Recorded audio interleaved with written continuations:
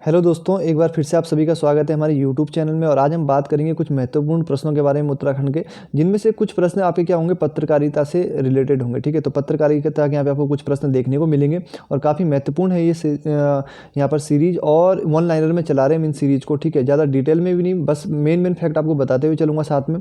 और यदि आप हमारे ऑनलाइन कोर्स में जुड़ना चाहते हैं, महत्वपूर्ण जानकारी आपको देना चाहता हूँ, 74 175 40 616। ठीक है, 74 175 40 616 और 94 11 59 50 80, इन दोनों नंबर पे आप हम पे व्हाट्सअप से संपर्क कर सकते हैं। और कोर्स से अंतिम जो तिथि है जुड़ने की वो है 30, अर्थात कल तक ही आप हमारे कोर्स में जुड़ सकते हैं। और ये कोर्स आपको वीडियो के लिए काफ़ी फायदेमंद साबित होगा। मैं गारंटी देता हूँ दोस्तों, आपको सारे प्रश्न यहीं से मिल जाएंगे हमारे कोर्स से। नहीं तो कम से कम ये मान के चलिए 35 से 38 प्रश्न आपको देखने को यहाँ पर मिलेंगे, क्योंकि देखिए हमने काफ़ी बुकों से यहाँ पर नोट्स प्रिपेयर किए हैं। एक बार आप कोर्स में जुड़ते हैं तो आपको खुद महसूस होगा कि हाँ, हम अच्छी जगह जुड़े हैं, अच्छी जगह आपने पैसा भी खर्च किया है। कोई दिक्कत नहीं। चलिए पहला प्रश्न पे चलते हैं। सर्वप्रथम मुगल बादशाह अकबर के शासनकाल में सन 1557 में पुर्तगाली मिशनरी द्वारा भारत का पहला प्रिंटिंग प्रेस कहाँ स्थापित किया गया था? तो मुंबई में किया गया था, गोवा में किया गया था, या सूरत में, या इनमें से कोई नहीं। तो इसका सही जवाब होगा बम्बई में स्थापित किया गया था। 29 जनवरी 1780 को भारत में मुद्रित पहला समाचार पत्र किस नाम से प्रकाशित हुआ था? तो काफ़ी सरल सा प्रश्न है, इसके बारे में आपको पता ही होगा कि द बंगाल गजट पहला समाचार पत्र था भारत का। लेकिन अगर हम उत्तराखंड की बात करें दोस्तों, तो उत्तराखंड में कौन सा था? हमारा द हिल्स, जो पहला उत्तराखंडी अखबार था, द हिल्स। और कहाँ से छपता था? मसूरी से छपता था। ठीक है, किसने प्रारंभ किया था? जॉन मैकिनन ने प्रारंभ किया था, जिन्हें फादर ऑफ मसूरी भी कहा जाता है। तो मसूरी से छपा था कब? 1842 में। 1842 में ये छपना स्टार्ट हुआ था और 1850 तक आते आते क्या हो गया, ये पेपर छपना बंद हो गया था 1850 में। 1860 में फिर डॉक्टर स्मिथ ने फिर से इसका प्रकाशन शुरू किया। ठीक है, और एडवन मैकिनन ने भी इनका साथ दिया था। ठीक है, तो अगर हम उत्तराखंड के संदर्भ में बात करें तो द हिल्स का नाम महत्वपूर्ण है।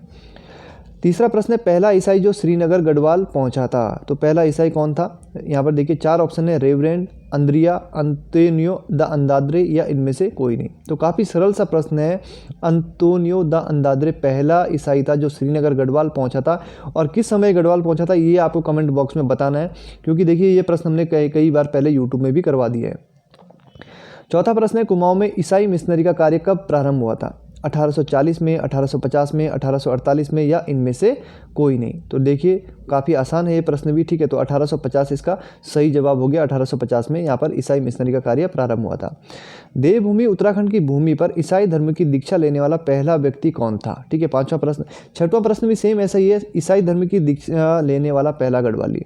देखिए यहाँ पर है दीक्षा लेने वाला पहला व्यक्ति, और यहाँ पे पूछा गया है पहला गढ़वाली। तो दोनों प्रश्न अलग अलग हैं।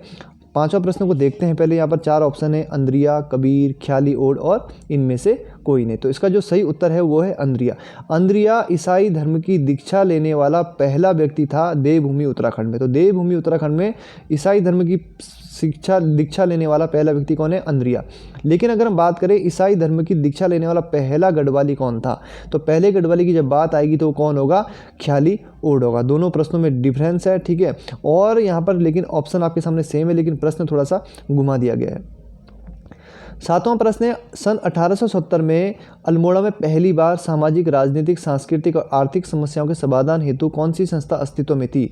तो देखिए डिबेटिंग क्लब। ये बहुत ही आसान प्रश्न है। डिबेटिंग क्लब की स्थापना कई बार एग्जाम में पूछी गई। तो 1870 में डिबेटिंग क्लब की स्थापना हुई थी, लेकिन किसके प्रयासों से हुई थी ये आपको कम किताबों में मिलेगा। तो विलियम म्यूर के प्रयासों से डिबेटिंग क्लब की स्थापना हुई थी। ये आपको थोड़ा सा ध्यान रखना होगा।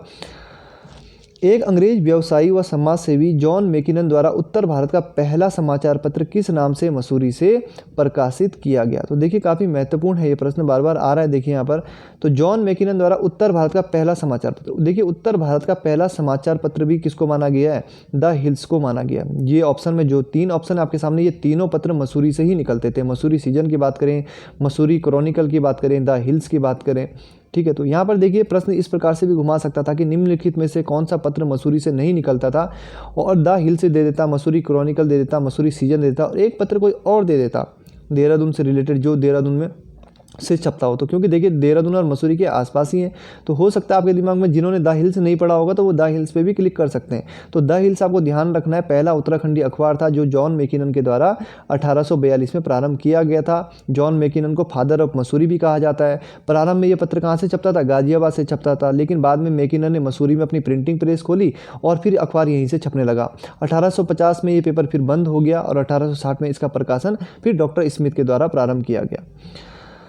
झांसी की रानी लक्ष्मीबाई के वकील रह चुके मिस्टर जॉन लेक द्वारा मसूरी से प्रकाशित समाचार पत्र कौन सा था? तो ध्यान रखेंगे 4 ऑप्शन फिर से आपके सामने, द हिल्स, मसूरी क्रॉनिकल, मेफीस्लाइड, इनमें से कोई नहीं। तो द हिल्स तो है नहीं, द हिल्स किसका है? जॉन मैकिनन का है।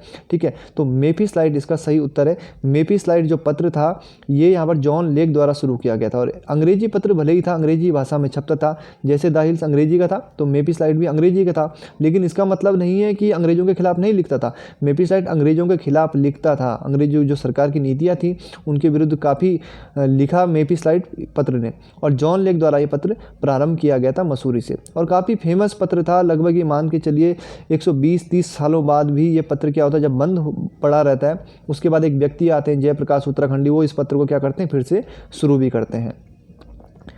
130 वर्षों के लंबे अंतराल के पश्चात किस पत्रकार द्वारा मेफीस्लाइड को पुनर्जीवित किया गया? तो 4 ऑप्शन है आपके सामने, बनवारी लाल, श्यामचंद्र, जयप्रकाश उत्तराखंडी या इनमें से कोई नहीं। तो देखिए जयप्रकाश उत्तराखंडी मैंने आपको बताया था अभी, 120-30 सालों तक ये पत्र बंद रहा मेफीस्लाइड, तो किसने किया? जयप्रकाश उत्तराखंडी ने इस पत्र को प्रारंभ किया था।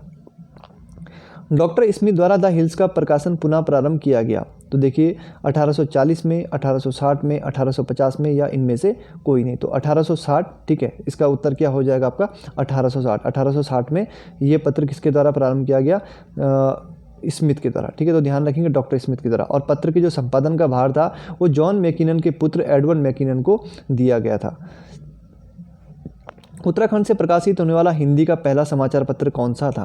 तो ये काफ़ी आसान सा प्रश्न है। समय विनोद, अल्मोड़ा अखबार, उद्दंत मार्दन या इनमें से कोई नहीं। तो जो उत्तराखंड से प्रकाशित होने वाला हिंदी का पहला समाचार पत्र था वो कौन सा था? समय विनोद था। सन 1871 में अल्मोड़ा अखबार नाम के समाचार पत्र का प्रकाशन किसके संपादन में प्रारंभ हुआ? किसके संपादन में प्रारंभ हुआ? तो काफ़ी आसान है, तो आपको परीक्षा में मिल जाएगा, बनवारी लाल, जयप्रकाश उत्तराखंडी, बुद्धि बल्लभ पंत या इनमें से कोई नहीं। तो जयप्रकाश उत्तराखंडी का नाम तो आपको पता ही है, मेफीस्लाइड से जुड़ा हुआ है। 130 सालों के बाद उन्होंने इसका प्रकाशन शुरू किया था। तो उसका जो सही उत्तर है वो क्या है? बुद्धि बल्लभ पंत। अल्मोड़ा अखबार के नाम से समाचार पत्र का संपादन निम्नलिखित में से किसने नहीं किया था? मतलब आपको एक व्यक्ति ऐसे छांटना है इसमें से जिसने अल्मोड़ा अखबार में काम नहीं किया है, तो कौन होगा? देखिए इम्तियाज अली, बुद्धि बल्लभ पंत, सदानंद सनवाल। तो ये तीनों व्यक्तियों ने काम किया था। जयप्रकाश उत्तराखंडी ने काम नहीं किया था क्योंकि इनका नाम किससे जुड़ा है? मेफीस्लाइड पत्र से जुड़ा हुआ है। 15वां प्रश्न है, सन 1901 में टिहरी रियासत की राजधानी टिहरी में रियासत का पहला मुद्रणालय स्थापित करने का श्रेय किसे जाता है? कीर्ति शाह को, नरेंद्र शाह को, सुदर्शन शाह को या इनमें से कोई नहीं। तो इसका जो सही उत्तर है वो है कीर्ति शाह को। तो देखिए दोस्तों, यूट्यूब पर हमारी जो सीरीज चल रही है लगातार आपको मिलती रहेगी, लेकिन अगर आप डिटेल में उत्तराखंड पढ़ना चाहते हैं तो देखिए आप हमारे ऑनलाइन कोर्स से जुड़ सकते हैं।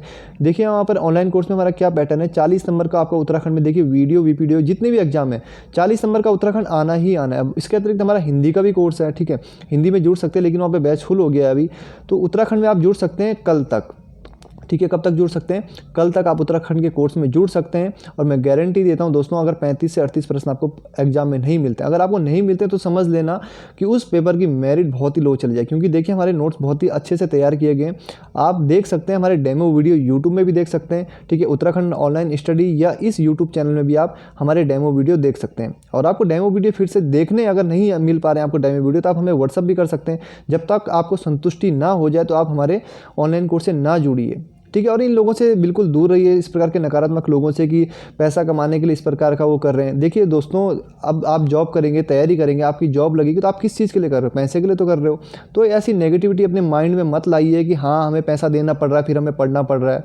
आप ये देखिए आपको किस प्रकार का मैटर वहाँ पर दिया जाएगा। इस प्रकार के लोग आपको बहुत मिलेंगे कि हाँ यार क्यों पैसा, ये पैसा कमाने का जरिया है, लेकिन आप लोग मेहनत तो देखिए कि किस प्रकार का आपको ऑनलाइन कोर्स में मैटर प्रोवाइड करवाया जाता है। अगर आपको लगता है कि आप संतुष्ट नहीं ऑनलाइन कोर्स से, तो आप मेरे से बात कर सकते हैं, कोई दिक्कत नहीं, मैं आपकी फीस भी वापस कर दूंगा अगर आप आपको संतुष्टि नहीं मिलती है। ठीक है दोस्तों, तो मिलते हैं ऐसी टेस्ट सीरीज़ के साथ। और अगर आप ऑनलाइन कोर्स से जुड़ना चाहते हैं तो 94 11 59 50 80 पे आप संपर्क कर सकते हैं। और दूसरा नंबर हमारा आपको पता है 74 175 40 616। ठीक है दोस्तों, तो मिलते हैं अगली टेस्ट सीरीज में। धन्यवाद।